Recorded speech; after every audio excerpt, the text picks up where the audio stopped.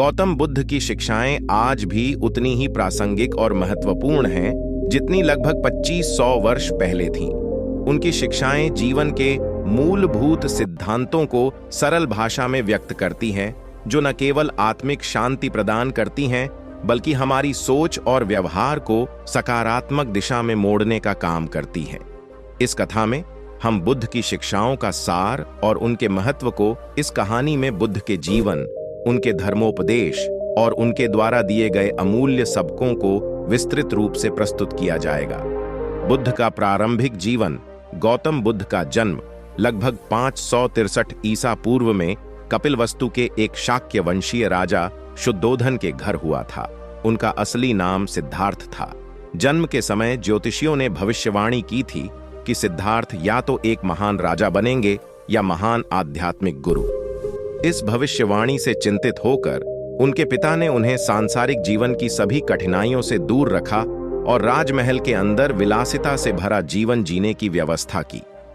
राजमहल में रहते हुए सिद्धार्थ का विवाह यशोधरा नामक राजकुमारी से हुआ और उन्हें एक पुत्र रत्न मिला जिसका नाम राहुल रखा गया। हालांकि इस भौतिक सुख सुविधाओं से भरे जीवन ने सिद्धार्थ को संतोष नहीं दिया। वे हमेशा इस बात को लेकर चिंतित रहते थे कि जीवन में दुख और पीड़ा क्यों होती है। 4 महत्वपूर्ण दृश्य और वैराग्य। सिद्धार्थ के जीवन में एक निर्णायक मोड़ तब आया जब उन्होंने 4 दृश्य देखे। एक बूढ़ा आदमी, एक बीमार आदमी, एक मृत शरीर और एक सन्यासी। इन दृश्यों ने उन्हें गहन रूप से प्रभावित किया और उन्होंने महसूस किया कि संसार में दुख अटल है। इस अनुभव ने उन्हें वैराग्य की ओर प्रेरित किया। अपने परिवार और राजमहल की सुख सुविधाओं को त्याग कर सिद्धार्थ ने सत्य की खोज के लिए गृह त्याग किया और जंगलों की ओर निकल पड़े। उन्होंने कई वर्षों तक विभिन्न गुरुजनों से ज्ञान प्राप्त किया, तपस्या की और अंततः बोधगया में बोधि वृक्ष के नीचे ध्यान करते हुए सत्य का बोध प्राप्त किया। इस बोध के बाद वे बुद्ध कहलाए, जिसका अर्थ है जागृत या प्रबुद्ध। बुद्ध के 4 आर्य सत्य, 4 नोबल ट्रुथ्स। बुद्ध ने अपनी ज्ञान प्राप्ति के बाद जो सबसे महत्वपूर्ण शिक्षा दी वह है 4 आर्य सत्य। इन 4 सत्यों में जीवन की वास्तविकता और दुखों से मुक्ति पाने का मार्ग बताया गया है। 1. दुहक। संसार में जीवन दुखों से भरा है। जन्म, बुढ़ापा, बीमारी, मृत्यु, ये सभी दुख का कारण है। इस संसार में जो कुछ भी है वह अस्थायी है और इसलिए दुख का स्रोत बनता है। 2. दुख का कारण। दुखों का मुख्य कारण तृष्णा, इच्छा है। जब हम किसी वस्तु, व्यक्ति या अनुभव की लालसा करते हैं तो वह हमारी पीड़ा का कारण बनता है। 3. दुख का निवारण। यदि हम तृष्णा को समाप्त कर देते हैं तो हम दुखों से मुक्त हो सकते हैं। यह संभव है कि हम जीवन में दुखों का अंत करें। 4. दुहक समाप्त करने का मार्ग। बुद्ध ने दुखों से मुक्ति पाने के लिए अष्टांगिक मार्ग, नोबल एटफोल्ड पाठ की शिक्षा दी। यह मार्ग व्यक्ति को आत्मज्ञान की ओर ले जाता है और जीवन में शांति और संतुलन लाने में सहायक होता है। अष्टांगिक मार्ग। अष्टांगिक मार्ग को समझना और अपनाना व्यक्ति को जीवन के दुखों से मुक्त कर सकता है।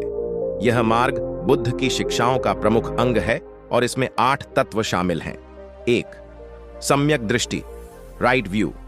संसार की वास्तविकता को समझना और यह जानना कि सभी चीजें अस्थायी और परिवर्तनशील हैं। 2. सम्यक संकल्प, राइट इंटेंशन। जीवन में सद्गुणों और करुणा को प्राथमिकता देना, बुरे विचारों और अहंकार से मुक्त रहना। 3. सम्यक वाणी, राइट स्पीच। सच बोलना, किसी की निंदा न करना और न ही किसी के प्रति द्वेषपूर्ण शब्दों का प्रयोग करना। 4. सम्यक कर्म, राइट एक्शन। सदाचार का पालन करना, किसी को हानि न पहुंचाना और परोपकारी कर्म करना। 5. सम्यक आजीविका, राइट लाइवलीहुड। ईमानदारी और सदाचरण से जीवनयापन करना, ऐसा कोई काम न करना जिससे दूसरों को नुकसान हो। 6. सम्यक प्रयास, राइट एफर्ट। अच्छे विचारों और कर्मों की ओर सतत प्रयास करना, नकारात्मकता से बचने और सकारात्मकता को बढ़ावा देने के लिए निरंतर प्रयास करना। 7. सम्यक स्मृति, राइट माइंडफुलनेस। वर्तमान में जीना और हर पल का पूर्ण रूप से अनुभव करना। ध्यान, अवलोकन और जागरूकता के माध्यम से अपने मन और शरीर पर नियंत्रण रखना। 8. सम्यक समाधि, राइट कंसंट्रेशन। ध्यान की गहरी अवस्था में प्रवेश कर आत्मा को एकाग्र करना और अंततः आत्मज्ञान प्राप्त करना। मध्य मार्ग बुद्ध की एक अन्य महत्वपूर्ण शिक्षा है। मध्य मार्ग, यह मार्ग हमें अति से बचने और संतुलित जीवन जीने की शिक्षा देता है।